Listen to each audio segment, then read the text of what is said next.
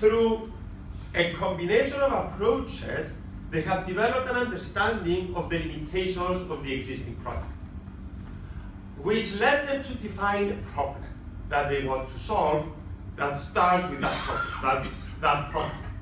And then, very often, they bring in a new technological innovation to solve that problem that already existed but was previously unsolvable, to create a completely new experience for the customer of that product that delights that customer. And that's how innovation happens. So it fundamentally brings together two things: an understanding of a problem that exists now with a new way to solve that problem. That new way doesn't necessarily mean it's a new way that has not been proven elsewhere. It could be something that was proven elsewhere. But it's this convergence of an understanding of a problem and a technological approach to solve that problem. Now, if I abstract away from that, there are two things that I can change in this process. The first one, you don't need to begin with an important product, but you need to begin with an important activity that people engage in. Understand limitations in the current way that activity happens, and then bring in technology that was previously not available to make that activity better. So, take Facebook for example. Facebook focused on an important activity, communicating. And we like to communicate, we like to connect with each other, that's human nature. And we like to connect with people we were previously connected to, but for one reason or another, we lost connection because we moved to a different part of the country. Facebook, by leveraging the computing technologies that were available, made it possible to connect in new ways. Now, the other story, and here being Silicon Valley, people ask me, so how about Apple? So here's Apple, and it's my way of telling Apple. The Walkman. So raise of hands, how many of you know what the Walkman is? Okay, good. How many of you use the Walkman? Okay, good. So back when I was a teenager, the Walkman was a cool device. It solved the following problem. So remember this big boombox that we had? So it replaced the boombox with a Walkman. So if you wanted to go to a park and listen to music, you don't need to carry this big boombox with you. You have this little cool device. But it had another problem, the tape. The tape could only carry 45 minutes of music or 90 minutes of music. So if you wanted to listen to more than 45 minutes of music or 90 minutes of music, or you wanted to listen to music from different tapes, you had one of two options. Either you would create a mixtape, and if you remember, that was not an easy thing to do, or you would need to carry multiple tapes with you, which created the opportunity for another breakthrough device, the 30-tape carrying box. So we replaced the boom box with a 30-tape carrying box. That created a brand new experience, and then technology was marching along. And then in the 90s, we had the digitalization of music, we had CD-ROMs, and then we had portable CD players. They were never as cool as the Walkman, but they had one advantage: you could carry much more music with you in a much more compact form factor. That lasted for a few years, and then in Silicon Valley we had this interesting experiment that was kind of illegal. It was called Napster, that showed that you can upload music and download music and share music, and people really like that. And then Steve Jobs from Pixar went back to Apple, and he comes up with this vision that he wants to create the iPod for video. He didn't call it the iPod for video, but that was the first project that they were working on, that he worked on when he went back to Apple. And they spent 2 years trying to make that work, but they're not making any progress because internet speeds were too low to stream video via internet. And now they were doing all that because they wanted to sell more Macs. And then they said, okay, we cannot do it for video.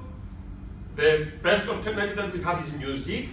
he didn't want to go to music because the Apple was already behind, because Sony was developing these much more advanced MP3 players. So they said, okay, we have to do an MP3 player. Let's try to catch up. I think they bought a startup, but they couldn't come up with an MP3 player that would be as good as Sony's. And then they said, what problem can we solve that the Sony MP3 player is not solving? And they came up with the idea of the iTunes Store, which is basically the legal version of Napster.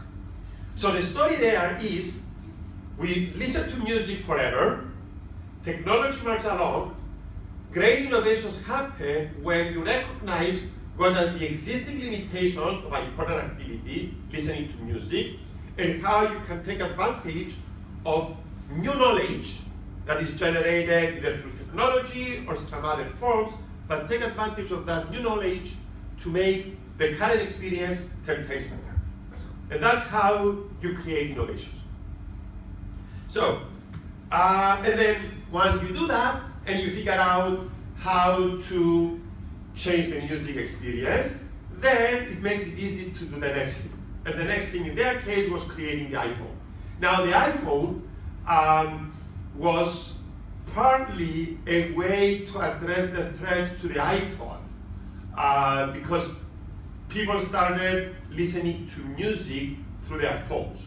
So it was not creating the iPhone, it was protecting the iPod before it became the iPhone. But one of the stories that one of our colleagues, Bill Barnett, likes to say is that everything we do at the GSB is retrospective rationalization. Look at what companies did and then retrospectively try to explain what they did. And I'm doing a lot of retrospective rationalization here to give a process, but that helps me teach things to my students and share insights with you. So,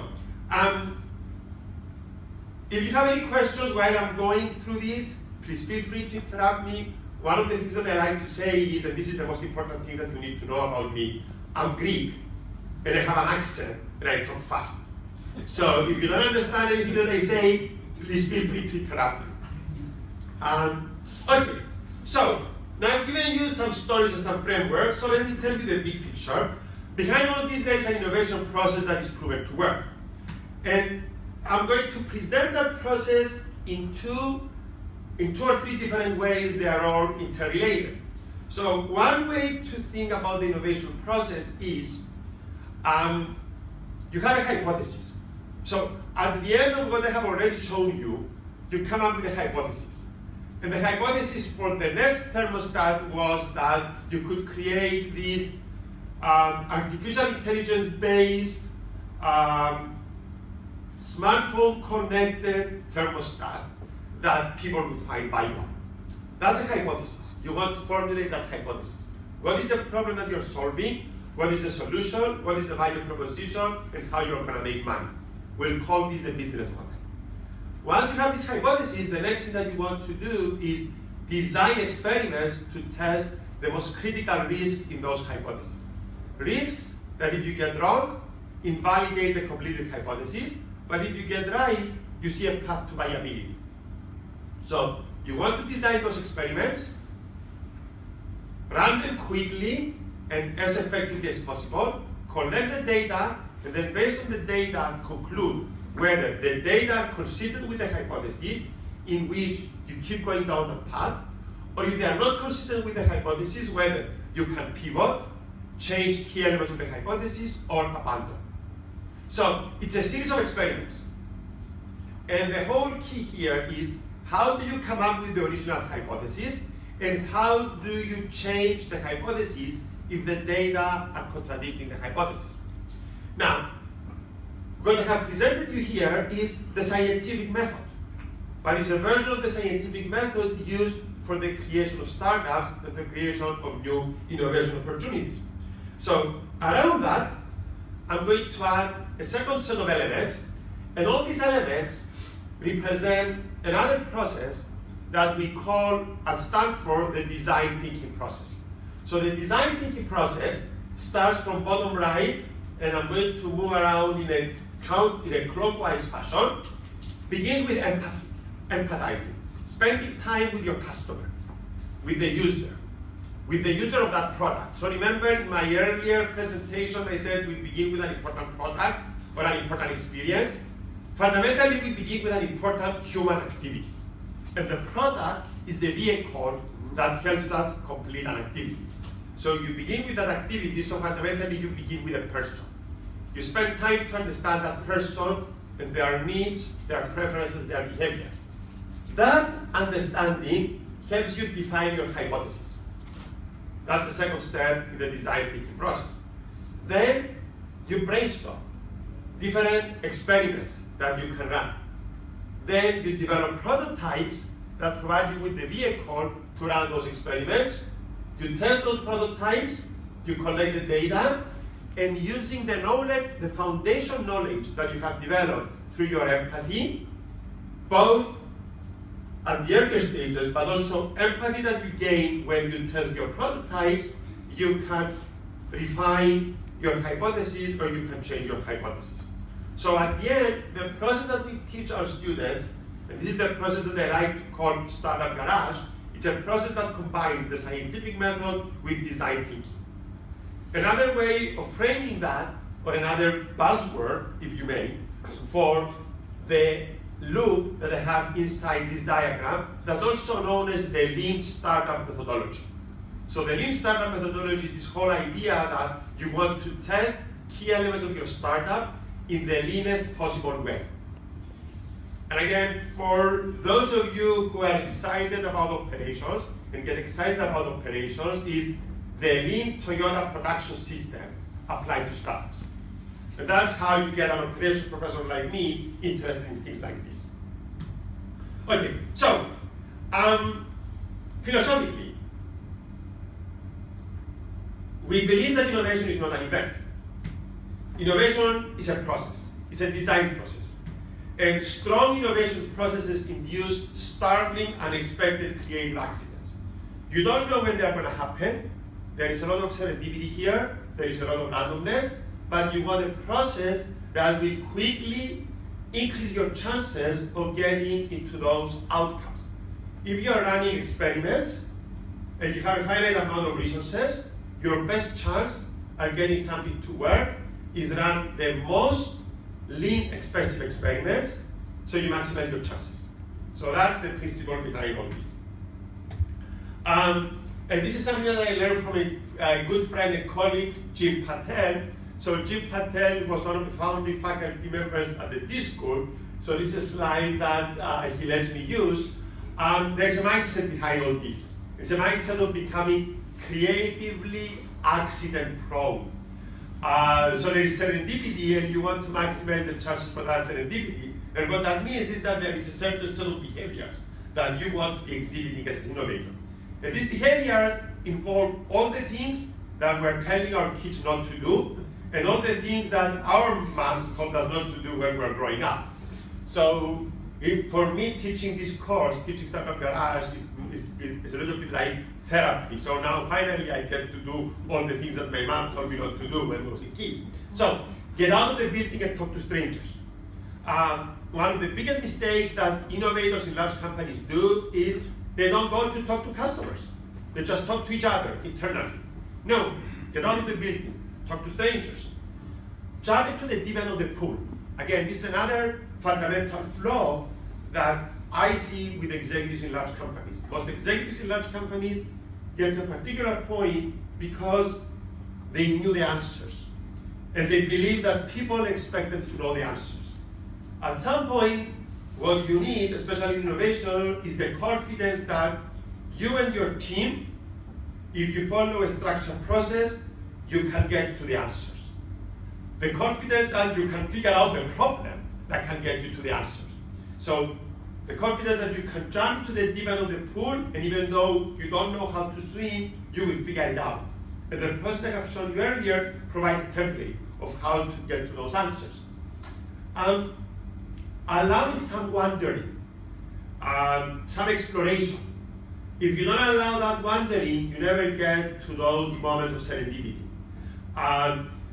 The smartphone is the worst invention in the history of education, because our students can easily get distracted. So when they get bored with something that we say, there is a text message or a tweet a millisecond away.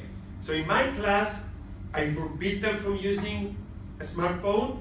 I got one of my students upset one day because I kept warning them that if you keep using your smartphones, I'm gonna come and take them from you. And there was this guy who kept using his smartphone, and I took his smartphone out of his hand, and he got a little pissed off at me. And then basically what I tell them is, look, if you get bored, just daydream. Because at those moments when you don't actively think about your startup idea, you may come up with a great path forward. And then finally, play with sharp instruments. We have X-Acto knives and cutters in the collar because we want our students to prototype, to create physical representations of their ideas. So here is another representation of our process. We begin with the first stage, the explore and immerse, the empathy stage. We ask our students who take the course to first say, whose problem do you want to solve? Come up with a very crude hypothesis of what is the problem that you want to solve. And then we have them spend 1 month talking to as many people as possible to get an understanding of what are their real problems. Oftentimes, in the process of doing that, they come up with a final problem statement, which I call the POV, the point of view, that is very different from their original hypothesis of what the problem statement was.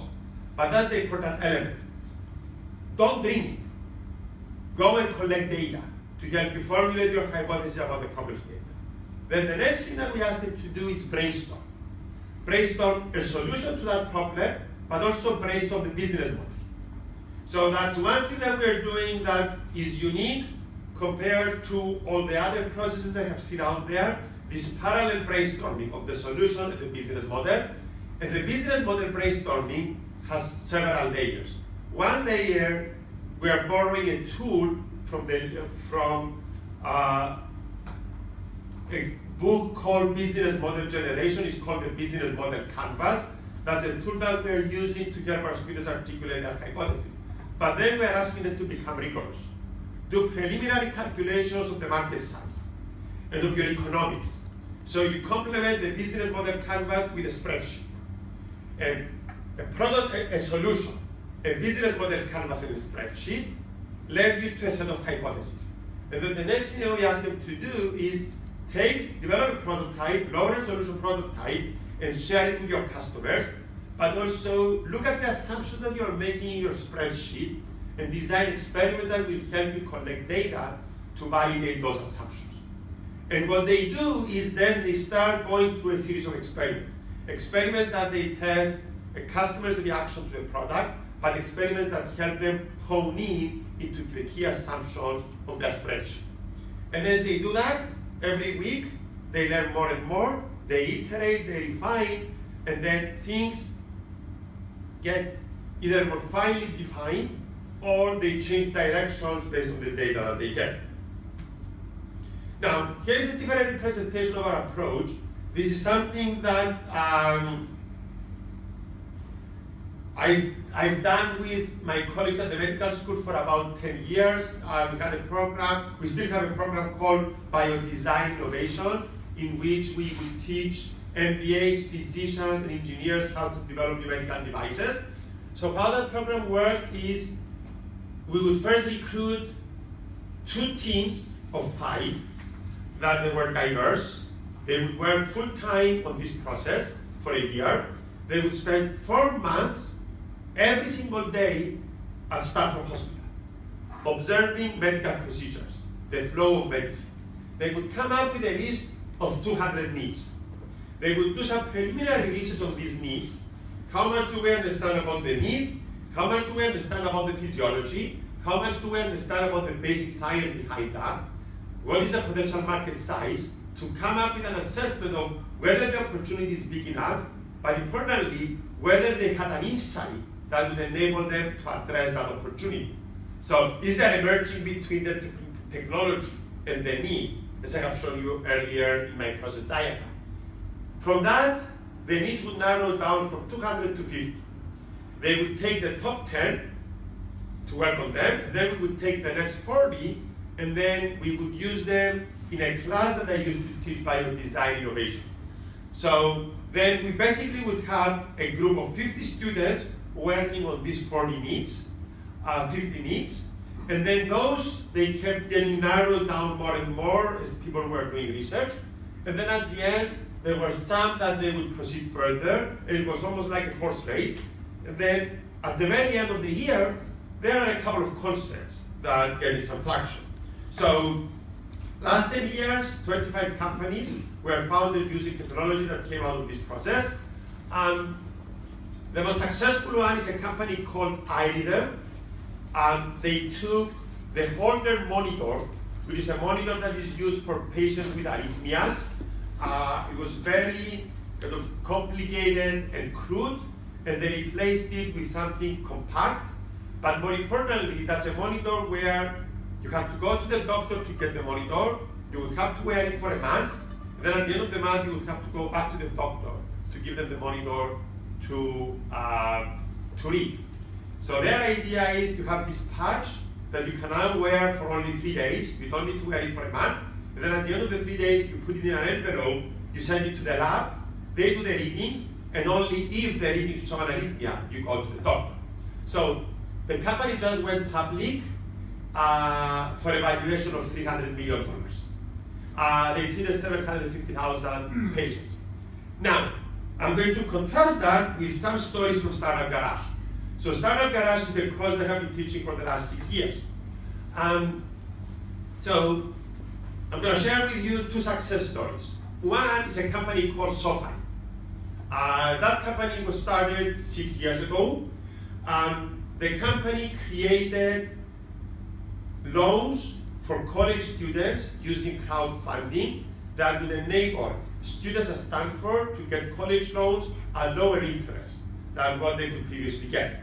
So the bottom line here is, so the bottom line here is, in the US, most loans were underwritten by the federal government, there still are, and the federal government is using the same interest rate for everyone. So if you go to Stanford versus a community college, you would get the same interest rate. It may not come as a surprise to you that the default rates for Stanford students are much lower than the average default rates. But the interest rates did not reflect that. So their idea is, let's create loans that reflect the differential risk of Stanford students or Ivy League students. First problem they had was convince the financial aid office to educate their students about this option. So they would come out of the financial aid office at Stanford, try to get someone to talk to them. Eventually they got the right person and they figured out what they needed to do to work with financial aid offices. The other problem that they needed to solve is raise the capital. Their idea was to use crowd lending. It just became legal in the US, and do crowd lending from Stanford alums to lend money to Stanford students. And that's how they made the whole thing happen. They have a valuation of $4 billion. Now they have also moved into mortgage lending. Last year, they issued $400 billion in loans. The other story out of Startup Garage is a company called DoorDash. So DoorDash started at Startup Garage 4 years ago. Fourth quarter, the team, they wanted to do something for small businesses. They didn't know what it was going to be. They were just ready to follow the process, 2 engineers and 2 MBAs. They spent the first weekend of the course talking to every single small business owner that was in Palo Alto and Redwood City. By the end of the fourth quarter, they come up with 2 hypotheses. One had to do with keeping track of advertising, of offline advertising. The second one had to do with helping a lady that had this tiny macaroon store that Facebook employees really love to have an option for delivery of their macaroons to the Facebook headquarters. That was the problem they wanted to solve. So they created their prototype. The advertising thing, interesting, but people were not excited. The macaroon lady or the Facebook employees love the concept of having delivery of their macaroons to their cubicles or whatever they have on Facebook. So they come with the corner and they said, we want to do macaroon deliveries. Okay, you guys, so can you talk a little bit more about that? They said, well, we want to do restaurant delivery. We want to enable small restaurants that do not have drivers or a network of drivers to do deliveries. So place an order to the restaurant and then have a driver to go and pick up the order and deliver it to you. Their notion of how they would do that is leverage the Uber model. So have a network of drivers, Uber drivers. When you need to place an order to a restaurant, there is a website or an app that enables you to place an order to any restaurant that will take your order, and then they will communicate the order to the restaurant and to the drivers to go and pick up the order and deliver it to you. So how do you test that model? First, you need a network of drivers. Thankfully for them, they already had a network of drivers. There were 4 co-founders, so they were the drivers. They also created an app. The app was a landing page with a phone number and a list of restaurants. So you would go to your smartphone, you would go to their landing page, you would click the phone, they would call their call center, and the call center was Tony, the CEO, who would get the call, would take the order, then he would call the restaurant, place the order. First weekend when they ran their experiment, they are doing an advertising campaign, it didn't work. Second weekend, they tried a different advertising campaign, it didn't work. Third weekend, they were lucky. It was the weekend when the 49ers still knew how to play football, and they made it to the final of the AFC. So there were a lot of football watching games. And then all of a sudden, they get 200 orders that weekend. And they keep going to the same restaurant over and over and over again. At the end, the restaurant owner comes back, and they said, I don't know what you guys are up to, but I need to be part of that. So they learned that restaurant owners are willing to pay them a referral fee for every order they send.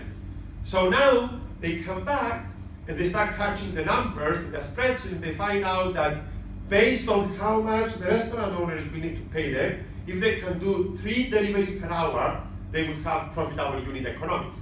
If they spend the rest of the quarter trying to figure out how to make the 3 deliveries per hour.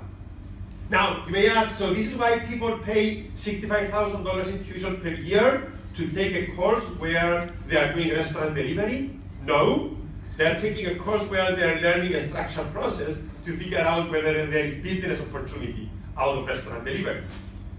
By the end of the course, they can figure out that they can do the 3 deliveries per hour. 3 months later, they get into Y Combinator. They raise $2 million. A year later, $10 million. Another year, $100 million.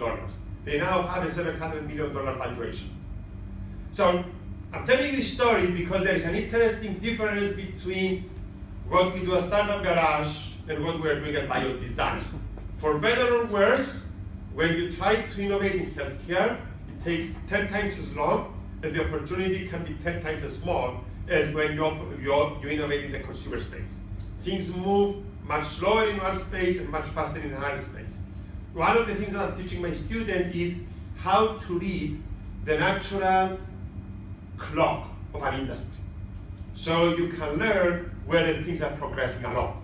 Because if you're using the consumer timeline in healthcare, you will be perpetually frustrated. And if you're using the healthcare timeline in consumers, you will always be behind. So you need to figure out the timeline of the industry to determine what is the appropriate pace of experimentation. So, a couple of more things that I want to share. So one thing that we are learning is that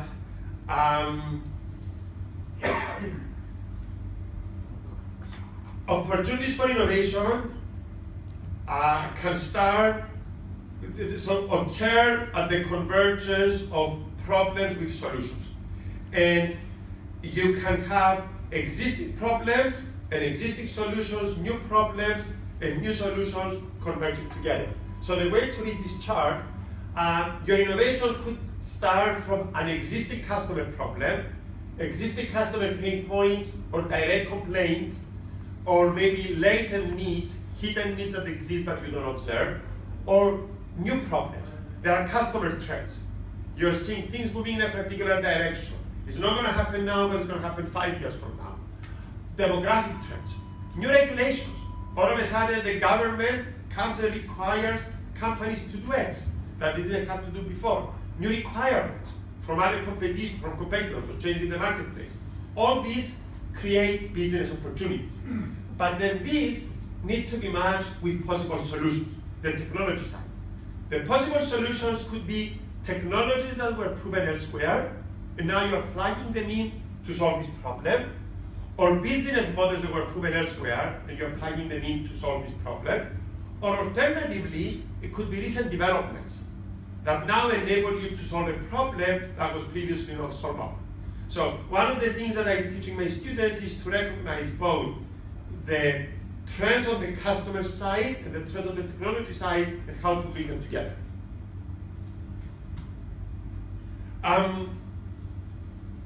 Okay, so the last thing I want to share with you is in the process of innovation, there is this thing that happens that is called the pivot. And the pivot is when you change your hypothesis. And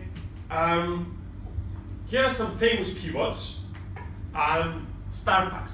Starbucks pivoted from selling espresso machines to selling coffee. IBM, they pivoted from selling business machines to selling professional services. Lamborghini, that's my favorite one. They pivoted from selling tractors to selling sports cars. HP pivoted from selling electrical testing products to selling personal computers. Pfizer pivoted from Viagra from treating hypertension to treating erectile dysfunction. Amazon pivoted from selling books to selling non-perishables, to selling perishables, to selling cloud services. And Amazon pivoted from selling computers to selling music. And then eventually creating a platform. Now, all this get me to this table. So this table explains what are the most common pivots that you see. So you can understand pivots by looking into the customer segment that your business addresses and the problem that they are solving. So all hypotheses start on the upper left, where you have a hypothesis about the segment and the problem. And then pivots occur if you stick with the same segment, but you change the problem that you're solving, or you stick with the same problem, but you're changing the segment that you're solving. Most of the pivots that I have had in the previous chart, they typically go down and then eventually to the right. So don't change the segment, but change the problem. And then eventually, by moving into a new problem, you can start reaching a new customer segment. But the key idea here, and that's something that allows me to provide my students guidance, when you change your hypothesis, what you want to be doing is you want to be searching for alternative problems and alternative customer segments. And how do you discover this? Through empathy. And how do you design the empathy step of the process to make it work? Is by casting a wide net, by wondering. So I said earlier, wonder. It's an important part of the process because there is going to be that pivot moment, and the pivot moment is only possible if, in the process of searching, you're casting a wide enough net that will help you discover those new hypotheses. Okay, so here's another way of looking into pivots. You begin with your original problem, and then you could either zoom in into a more well-defined problem, zoom out into a broader problem, and if you keep zooming out, eventually you may end up creating a platform in the process of creating those pivots. Okay, so this brings me to the last and most important slide that I want to share with you. Let me see if I can make this work. Yes.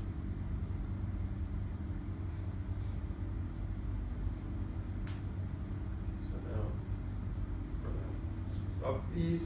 I'm going to make sure that the volume works. Yes.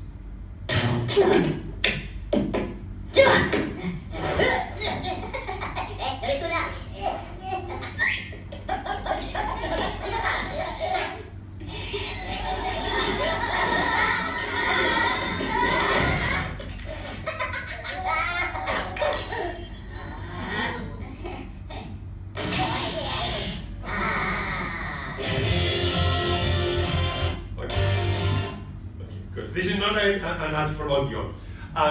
So what does this have to do with anything remotely related to what I shared with you? So as I mentioned earlier, one of the key processes behind what we teach our students is design thinking. So there is this joke about designers. You go into a room filled with designers and you ask the question, how many designers does it take to change a light bulb? So when everybody has an idea, you pick the first person. Does it have to be a light bulb? Does it have to be a light bulb? That is one of the fundamental mindsets behind innovation, behind entrepreneurship, questioning assumptions. And that's where it goes back into uncovering hidden customer needs. The greatest opportunities for innovation happen when you uncover a need that exists, but your customers are not even aware of that need because they got used to be doing things in a particular way. And you do that by questioning certain assumptions of how things are done. Does it have to be a light bulb? Does it have to be an internal combustion engine? When you ask those questions, you open up opportunities for innovation. So I've given you in 45 minutes a very rapid fire introduction to